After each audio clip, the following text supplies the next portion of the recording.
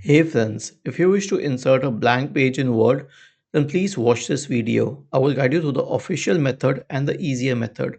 So here's the thing, we have three pages here and I just wrote some gibberish here so that I could show you in the example. Now I want to insert a page between the second and the third page, okay?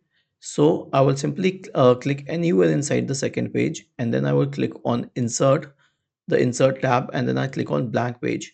So this will add a page between the second and the third page, okay? And now the total number of pages are 4. And again, to show you a better method, I will write some gibberish on the third page, okay?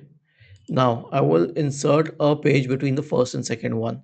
So here's one more thing that you can try. Just place the cursor at the absolute end of the page, the last end of the text, and hit enter.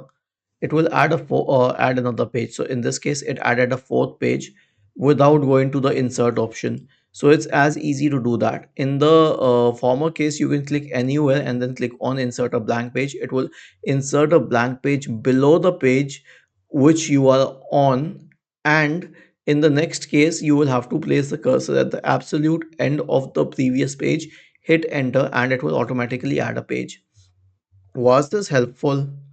If yes, then please subscribe to the channel. If not, then let us know in the comment section of the video on how we could help you further. Thank you for watching this video and have a nice day.